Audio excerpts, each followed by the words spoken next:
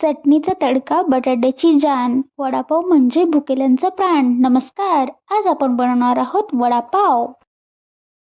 मिक्सरच्या भांड्यामध्ये आपल्याला मिरची, लसूण आणि अद्रक टाकून त्याची पेस्ट बनवायची आहे. कढईमध्ये तेल टाकलं,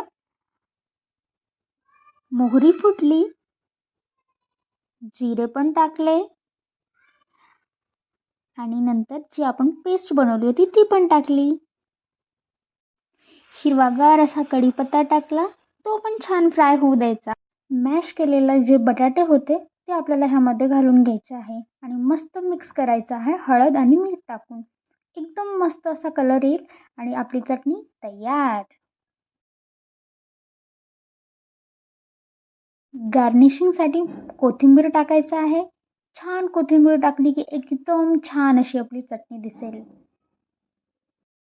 आपल्याला या बटाट्याच्या भाजीवर बेसनाचा थर लावायचा आहे आणि तो थर कसा बनवायचा तर चला पाहूया.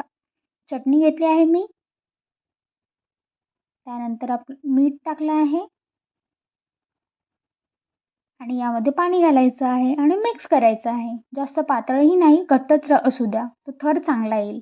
नंतर मी असे छान गोळे बनवले आहे त्या चटणीचे. किती मस्त दिसतंय बघा. आणि तेल तापायला ठेवलं आहे, त्यामध्ये मी चेक केलं आहे की तेल तापलं आहे की नाही. आणि हे जे आपल्याला छोटी छोटी बुंदीसारखं दिसत आहे त्याची आपल्याला बनवायची आहे चटणी. ज्या प्रकारे मी सोडत आहे तेलामध्ये वडापाव, जी एक थर लावून सोडत आहे, तसंच तुम्हालाही सोडायचं आहे.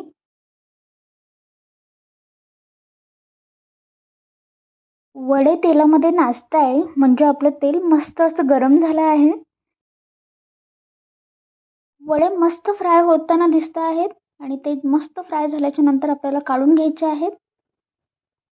जी बाजूला बुंदी दिसत आहे छोटी छोटी तेलावर, तिचं आपल्याला चटणी बनवायची आहे. त्यामुळे मी एका मिक्सरच्या भांड्यामध्ये चटणी, लसूण फ्राय करून घेतला आहे, त्यामध्ये लाल तिखट आणि मीठ टाकून मिक्सरला एकदा फिरवायचं आहे. तर आपली चटणी तयार.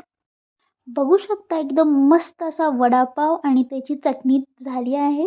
Enjoy, bye bye.